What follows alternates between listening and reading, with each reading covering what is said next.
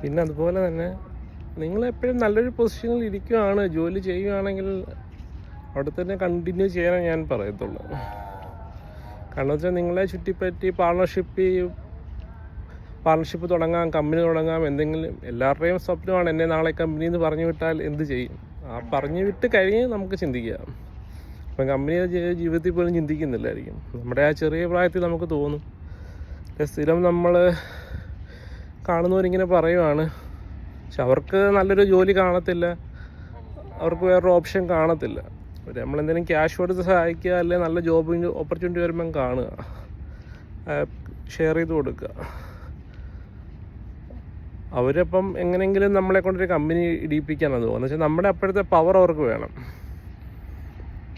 ഒരു bank account തുടങ്ങണമെങ്കിലുള്ള ബുദ്ധിമുട്ട് ദുബായിൽ അറിയാം. അപ്പം നമ്മുടെ അപ്പോഴത്തെ ഒരു ഫോൺ കോൾ ഉണ്ടെങ്കിൽ ബാങ്ക് അക്കൗണ്ട് കിട്ടും, അല്ലെങ്കിൽ നമ്മൾ ഡയറക്റ്റ് ബാങ്കിൽ ചെന്നാൽ ബാങ്ക് അക്കൗണ്ട് കിട്ടും.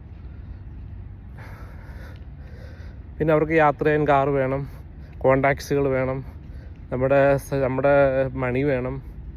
എല്ലാം നമ്മുടെ മേളിൽ നിന്ന് ചെയ്ത് കഴിഞ്ഞ് നമ്മൾ സീറോ ആയി കഴിയുമ്പോഴത്തേക്ക് നമ്മളെ അവർ തള്ളിക്കളയുമ്പോൾ നമ്മൾ ആദ്യം തൊട്ട് തുടങ്ങുമ്പോഴത്തേക്ക് നമ്മൾ നടന്നു പോകേണ്ടി വരും.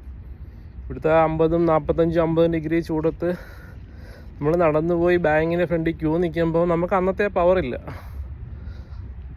നമുക്കൊരു ബാങ്ക് അക്കൗണ്ട് എടുക്കാൻ വരെ ബുദ്ധിമുട്ടായിരിക്കും.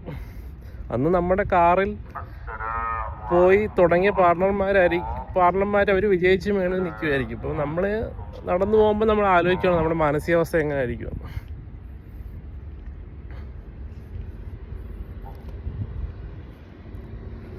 അതൊക്കെ തരണം ചെയ്യണമെന്നല്ല, നമ്മൾ റോങ് ആയിട്ടൊരു ഡിസിഷൻ എടുത്തുകൊണ്ട് പറ്റിപ്പോയതാണ്.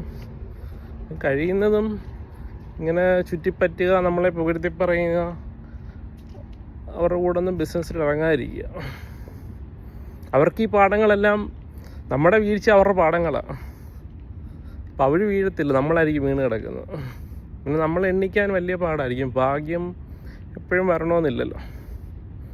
ജീവിതത്തിൽ 1 തവണയോ 2 തവണയോ ഭാഗ്യം വരും.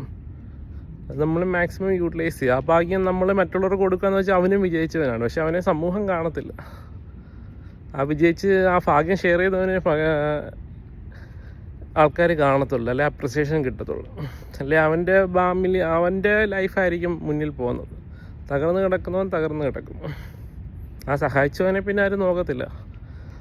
അവനെ നാളെ റെസ്പെക്റ്റോടെ പരിചയപ്പെട്ടവൻ കണ്ടാൽ പോലും ഹായ് പോലും പറയത്തില്ല. അതെല്ലാം ഓർക്കുക. നമ്മൾ പറയും നമ്മുടെ കൂട്ടിരുന്ന് ഒരു പാത്രത്തിൽ ചോറ് കൊണ്ടതല്ലേ, അവന് അങ്ങനെയൊന്നും ചെയ്യത്തില്ലെന്ന് പറയും. എന്നോടും എൻ്റെ ഗ്രാൻഡ് ഫാദർ പറഞ്ഞിട്ടുണ്ട്, അവനെ പെട്ടെന്ന് അടുക്കുന്നവരെ വിശ്വസിക്കില്ല. അവൻ നിന്നിൽ നിന്ന് എന്തെങ്കിലും ആവശ്യങ്ങൾക്ക് വരുന്നതായിരിക്കും, അത് കഴിയുമ്പോൾ അവൻ പോകും. അവൻ കൊണ്ടുപോകുന്നത് നമ്മൾ ചിലപ്പോൾ സ്നേഹിച്ച എല്ലാം എടുത്തു കൊടുക്കും. നമ്മൾ ആലോചിക്കത്തില്ല, നമ്മൾ വിചാരിക്കും നാളെ ഇത് നമുക്ക് വരുമോ. നാളെ നമുക്ക് വരത്തില്ല.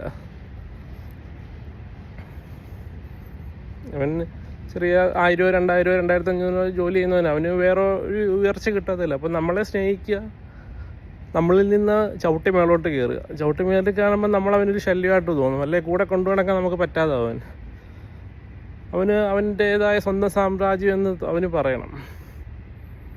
അപ്പം എന്തെങ്കിലും കാരണം കൊണ്ട് നമ്മളെ ഒഴിവാക്കും. അത് ഓവർകം ചെയ്ത് വരാൻ വലിയ പാടാണ്.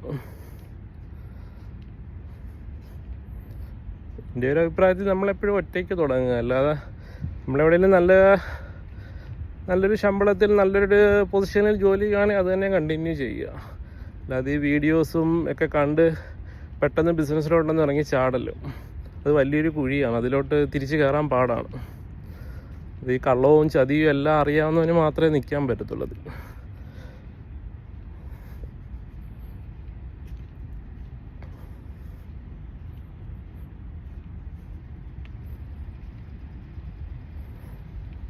ഓക്കെ.